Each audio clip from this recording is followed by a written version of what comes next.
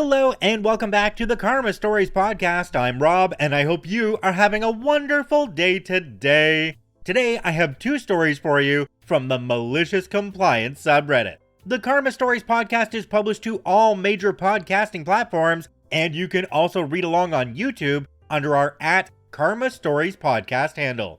Alright, on to today's stories. Let's jump right in. This story comes to us from Compile Commit. How one manager's layoff decision led to a $200,000 mistake and an unintended comeback. Backstory: this is another story about Sam and Murad. My manager Sam is extremely chill and an outstanding leader. His manager Murad is a stickler for the rules. I work as an infrastructure and configuration manager and happen to be one of the more expensive resources on the project from my domain. This story takes place in January 2023. The company was undergoing some restructuring, and most of our contracts included a last in, first out clause by default. When I joined in March 2022, I took a 10% pay cut to remove the last in, first out clause from my contract because I was seeking job stability. Although I was still earning more than I did in my previous job, it was only 20% more instead of 30%. Story: as the infrastructure manager, I am responsible for maintaining all the product licenses the project uses. One of these product licenses requires a digital signature to function. Typically, such tasks require the use of service accounts which are owned by users. When someone leaves the organization, their service accounts are automatically transferred to their manager. Unfortunately, service accounts cannot have digital signatures, so I had to use mine in this case. The product activation process involves using the corresponding digital signature certificate. Since I already had a digital signature certificate for tax purposes, I decided to reuse it instead of obtaining a separate one. In India, digital signature certificates are encrypted and require a one-time password from my mobile number every time they are used. This mobile number must be associated with my national ID, as that's how most encryption services work in India. Sam was on vacation, his first in 5 years. Apart from taking a one-day leave in 2018 when he moved from India to Europe, he had never even taken a sick day. He recently got married, and for his honeymoon, he took a 2-month vacation to travel all over Europe with his new wife. In his absence, Murad was overseeing the project. Management asked Murad to cut 15% of his workforce. If you've read my previous posts, you would know that Murad was not pleased with me. So the inevitable happened. I was called into a meeting with Murad and HR. Murad asked me to voluntarily resign, or else I would be let go. This is a tactic companies in India often use, as getting fired is considered a much bigger deal than simply losing a job. It's a cultural thing, I suppose. Being fired carries a stigma that most people want to avoid. HR usually tries to persuade people to resign voluntarily so that it doesn't become public knowledge that they were fired. This tactic often works well, as resigning saves the company from having to pay 3 months' salary, which they would owe if they were to lay off an employee. However, I knew better, so I refused his request. Murad was quite taken aback by this. Since I had called his bluff, he had to double down to show he meant business. By the end of the day, I received my termination email with instructions on how to return company property I had. Here's the malicious compliance. I replied to the email asking to schedule the return of the laptop promptly as I needed to leave the city for a few days, fake excuse. My objective was to have them pick up my laptop from my place and format it as soon as possible. This will be important later. By the end of the week, my laptop was picked up. I had already backed up a copy of my DSC, so there were no issues on my end. Fast forward to mid-February, and there was an issue with the product. A support ticket was raised, and the support team wanted to upgrade to the next version, as this was a known bug that had been resolved in the next version. The product was used once a week to create a weekly report, but no one really looked at it except for Sam, who was still on vacation. So its absence wasn't likely to be noticed for at least a full month. The end of the month report would bring it to upper management's attention. Now, support's standard operating procedure requires a license check, hence it required decryption of the existing license. Long story short, I received a call asking for the digital signature certificate and the one-time password, and I rejected. Murad eventually was informed, who asked the support team to provide a new license. The product support team informed him that they couldn't provide a new license without the company purchasing one. The license cost for this product was $200,000. At this point, Murad decided that they could live without the report. He mostly handled the team side of the project, so he wasn't really aware of the impact of this report. Sam returned from vacation at the end of February. By the first week of March, he noticed a missing weekly report and promptly called me. I informed him that Murad had fired me.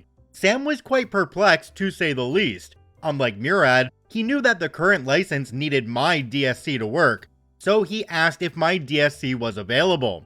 I told him that my laptop had a copy, but it was taken. He checked the system, and sure enough, the laptop had been formatted. He asked me if there was any way to resolve the issue.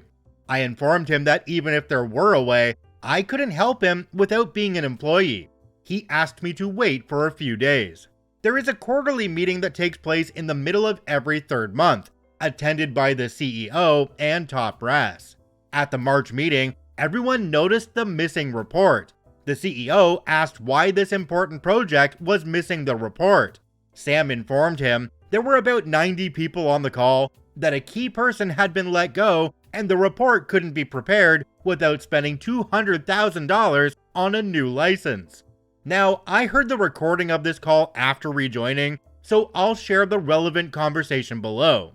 CEO, is this related to the layoff? Sam, yes. CEO, why wasn't this person's work backed up? Why was he on the last in first out list if he was so key? Sam, he wasn't on the last in first out list.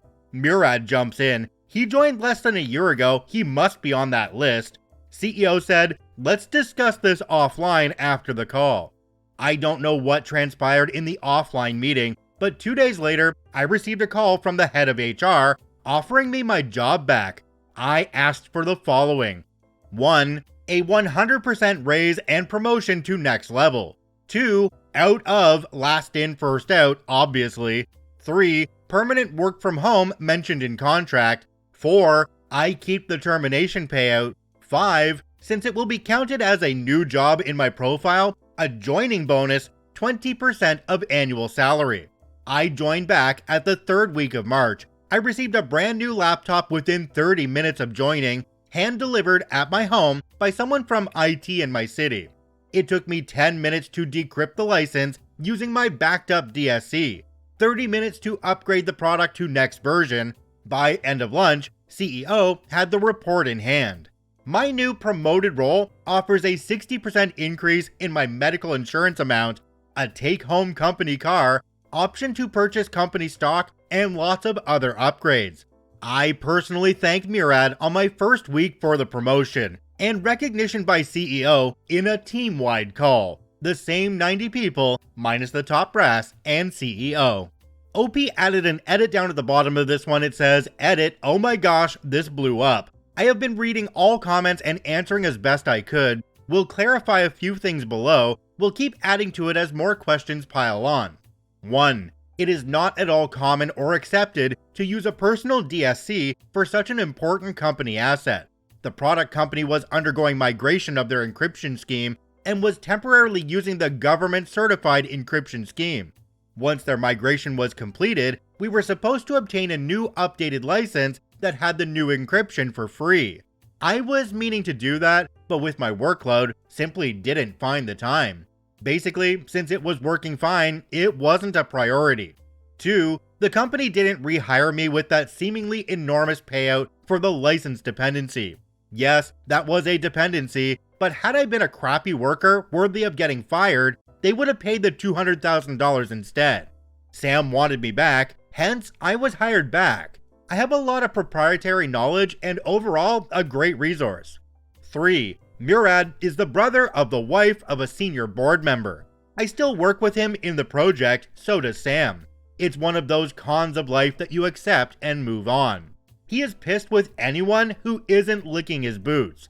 Over time, I have done a lot for the project, and now he understands how valuable a resource I am. He has stopped trying to kick me out. Jumping down to the comment section on this one, we have one from a user called Nanny Nanny Boo Boo. It says, "Great job, but watch out. Since Murad is likely to figure out your retention of the backup, people have long memories." OP responded to this one and said, "I never really hid the fact. You see, DSC is an extremely secure document in India. There aren't lots of ways to generate one, and since I used my personal DSC, not one I bought with company money, I had every right to keep it with me. Even if my office laptop had the copy, it would have been useless without the one-time password that I rejected to provide." Another commenter called 30 Mile Sniper said, "I think I would have added a clause that Murad was not permitted to have any management action over you with regard to your employment status or disciplinary actions. You had them over a barrel. Well played though. I too have enjoyed screwing over crappy management." OP responded to this one and said, "I thought about it, but decided that thus far, all his management actions against me had been very profitable for me. I did not want to touch the code that works, so to speak."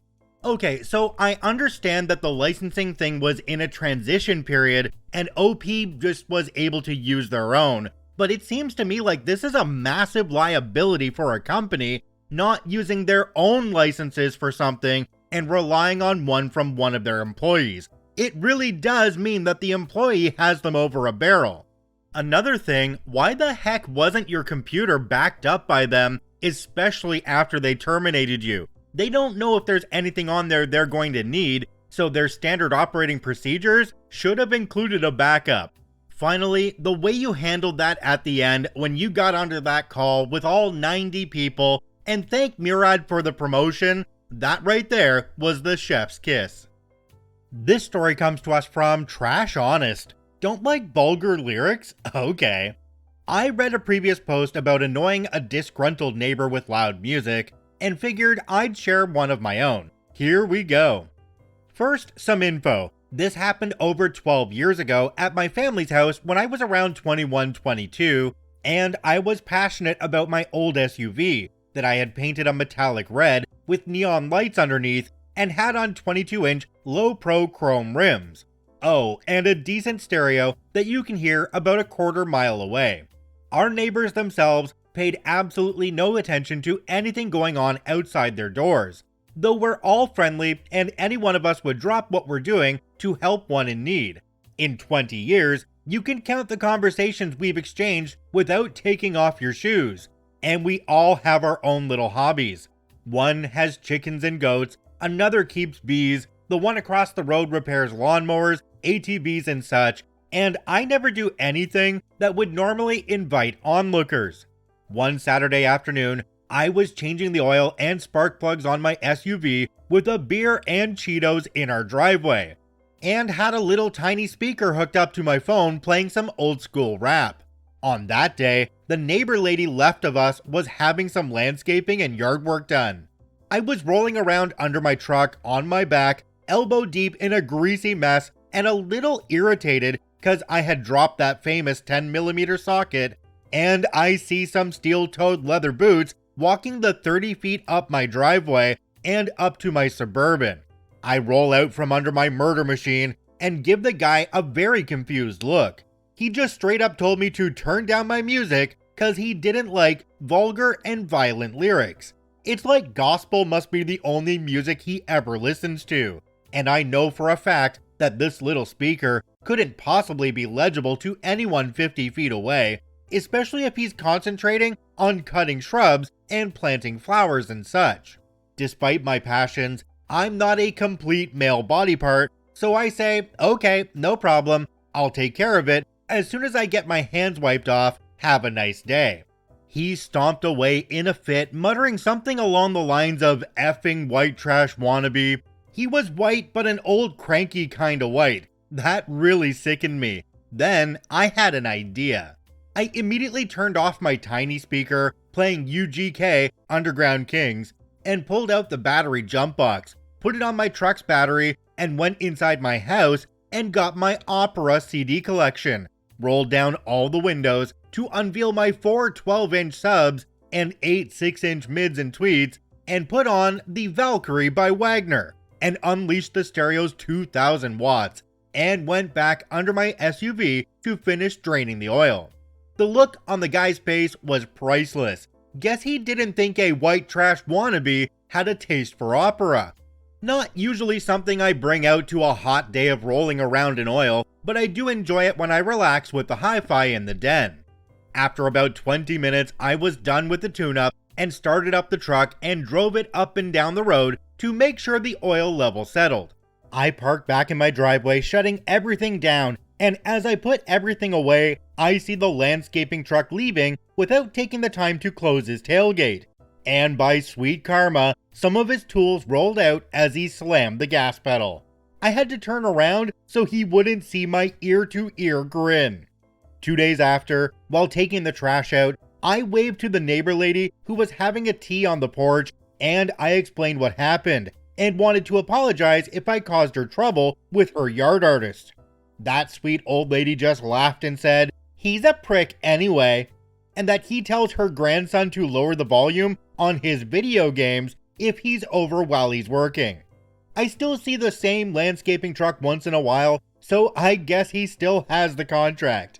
Jumping down to the comment section on this one, we have one from a user called Meow Whisperer. It says, "Wagner at that volume would be absolutely epic. If I had been listening to rap and someone had said that to me, I'd have switched it over to Gospel Gangsters or DC Talk," showing my age a bit there.